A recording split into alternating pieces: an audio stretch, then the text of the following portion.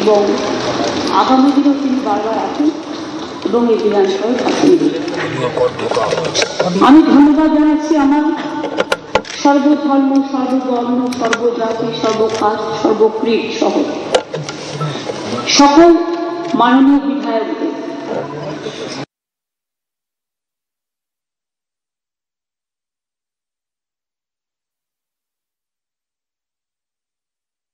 বিধানসভায় রাজ্যের মুখ্যমন্ত্রী মমতা বন্দ্যোপাধ্যায় তিনি বক্তব্য রাখছেন এবং জানাচ্ছি আমার সর্বধর্ম, সর্ববর্ণ এবং মাননীয় অধ্যক্ষ মহাশয় করে সাধারণ দর্শক যারা আসেন বিধানসভা দেখতে তাদের সকলকে আমাদের অনেক ধন্যবাদ জানাচ্ছি। আমি সায়ন্তিকার বক্তৃতা শুনছিলাম, খুবই ভালো বলেছ, বিউটিফুল।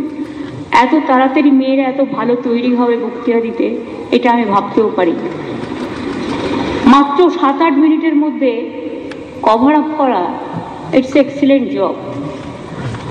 আমি বক্তৃতা শুনেছি হুমায়ুন কবিরের, তিনিও ল অ্যান্ড অর্ডার নিয়ে নিজে কাজ করেছেন জীবনের অভিজ্ঞতা দিয়ে, তিনি কিছু কথা এখানে সঞ্চিত করেছেন, তাকেও আমার অনেক ধন্যবাদ।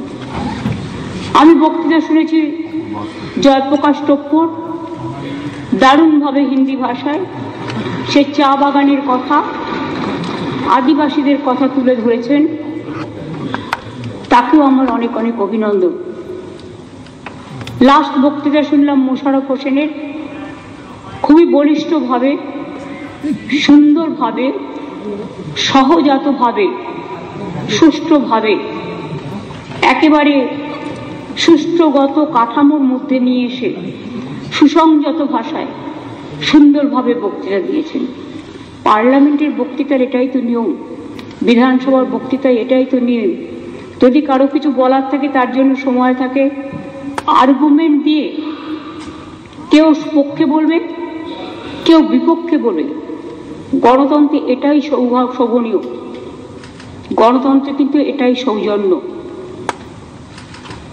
আমি বিধানসভায় সেদিনকে বিজেপি ওই বিজনেস অ্যাডভাইজারি কমিটির মিটিংয়ে গিয়েছিলাম। তো আমি দেখলাম নৌশাদ প্রেজেন্ট ছিল, বাট অন্য কেউ প্রেজেন্ট ছিল না বিরোধী দলে। তো আমি মাননীয় স্পিকার মহাশয়কে জিজ্ঞেস করলাম, আপনাদের বিজনেস অ্যাডভাইজারি কমিটির মিটিংয়ে বিরোধী দল আসে না? বললেন যে না, কিন্তু আমাদের পার্টি তো পার্লামেন্টে বিরোধী দলের যে মিটিং ডাকে, সরকার যে মিটিং ডাকে, পার্লামেন্টারি পার্টি যে মিটিং ডাকে, বিজনেস অ্যাডভাইজারি কমিটি যে মিটিং ডাকে, আমাদের সাথে ধারাগত বিরোধিতা থাকা সত্ত্বেও, আদর্শগত বিরোধিতা থাকা সত্ত্বেও আমাদের সাংসদরা কিন্তু প্রত্যেকটা মিটিংয়ে অ্যাটেন্ড করে। এটাই পার্লামেন্টারি ডেমোক্রেসির সৌজন্য। মনে রাখবেন, ভারতবর্ষে শুধু একটা বিধানসভা নয়, পশ্চিমবঙ্গ বিধানসভা। ভারতবর্ষে অনেক ফেডারেল স্টেট আছে এবং ডাবল ইঞ্জিন সরকারেরও অনেকগুলো রাজ্য আছে। অনেক সময় আমি লক্ষ্য করেছি রেশিও অনুযায়ী কার কত সদস্য, সেই হিসাবে টাইম দেওয়া হয়। আমাদের সাংসদরাও তাই পায়, কিন্তু এখানে 50% টাইম দেওয়া হয় বিরোধী দলকে। রেশিও দেখুন,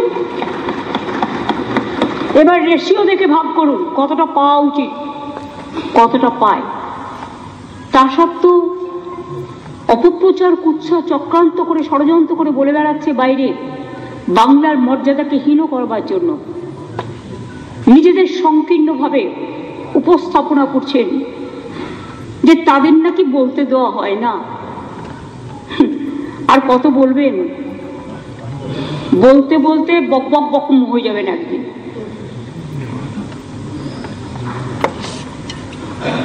এত বকার পরেও, বকা মানে আমি কথা বলছি, বকুনি দেওয়া নয়, কথার অনেক রকম মানে হয় এক একটা ওয়ার্ডে। বাইরে কি বললেন ভিডিওতে, অ্যাসেম্বলিতেও বলেছে, কাগজ ছুঁড়েছেন বলেছেন, আমিও ছুঁড়েছি। শুনুন আপনারা কতজন আছেন সংখ্যায়। আমি যখন কাগজ ছুঁড়ে ছিঁড়েছিলাম তার কারণ হচ্ছে আমি তখন একা ছিলাম। বিজেপি, কংগ্রেস, সিপিএম একসাথে আমার বিরুদ্ধে আমাকে 7 দিন ধরে নোটিশ দেওয়ার পরেও একটা কথা বলতে দিত না, একটা কোয়েশ্চেন অ্যান্সারে পার্ট নিতে দিত না। 39% ভোট পেয়েও 2004-এ যখন আমি একা হয়ে গিয়েছিলাম আমাকে একটা ভাষণ পর্যন্ত দিতে দেওয়া হতো না, স্পেশাল মেনশন করতে দেওয়া হতো না, কলিং অ্যাটেনশন করতে দেওয়া হতো না, কোয়েশ্চেন জিজ্ঞেস করতে দেওয়া হতো না। তো আমি অ্যাজ এ পার্লামেন্টারিয়ান একা বসে আছি। আমার একটা কবিতাও আছে, দেখবেন লেখা, কবিতা বিতানে একা। কেন লিখেছিলাম? সেদিন আমি উপলব্ধি করেছিলাম যে এদের বারবার রিকোয়েস্ট করেও এরা কথা শুনছে না। এরা তো রোজ বলে, আমি নিজে তো কত প্রশ্নের উত্তর দিয়েছি, প্রতিদিন বক্তব্য রাখে।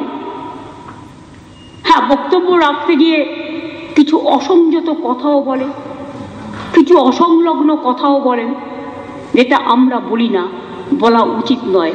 মনে রাখবেন, কথা বলাটাও একটা আর্ট, এটাও একটা শিল্প, এটা জানতে হবে।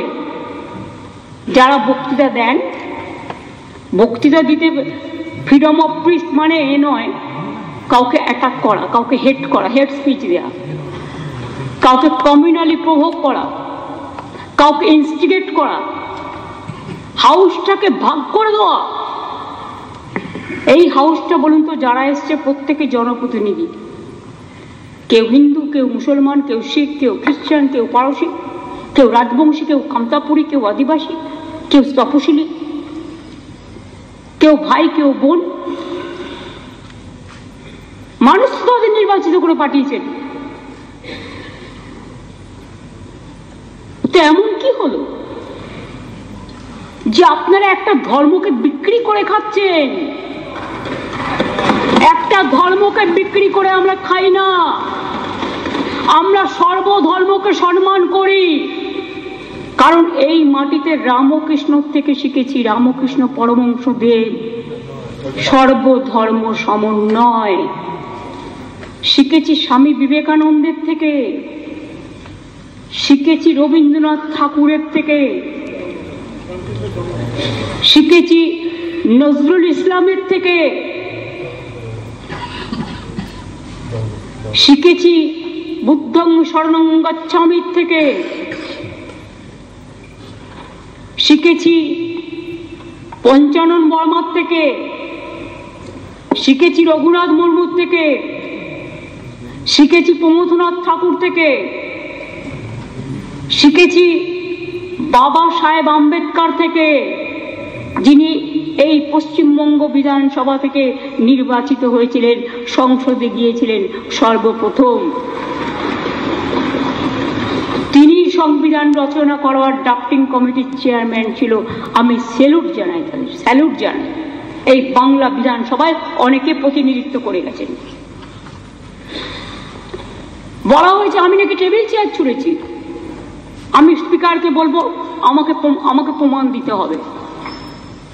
আমি সিঙ্গুরে যখন ঢুকতে দেয়নি, আমি সিঙ্গুর থেকে ফিরে এসে তদানীন্তন বিরোধী দল নেতা ছিলেন পার্থ চট্টোপাধ্যায়, আমি তার সাথে দেখা করতে আসছিলাম তার অপোজিশন লিডারের ঘরে। ওদের ঘরে আসে না লোক, আমাকে পুলিশ গেটে আটকালো, ঢুকতে দেবে না। আমি তখন বললাম বিরোধী দল নেতাকে খবর দিন। তা সত্ত্বেও আমাকে মারা হলো। তখন আমাদের বিরোধী দল আমাকে নিয়ে এলো ভেতরে। আমি জাস্ট শান্তিপূর্ণভাবে এসে তাদের ব্যাপারটাকে শেয়ার করলাম যে কিভাবে সিঙ্গুরে আমাকে ঢুকতে দিল না, আমার উপর অত্যাচার করা হলো। বন্ধু, প্রত্যেক টিভি চ্যানেলের কাছে এই ছবি আছে।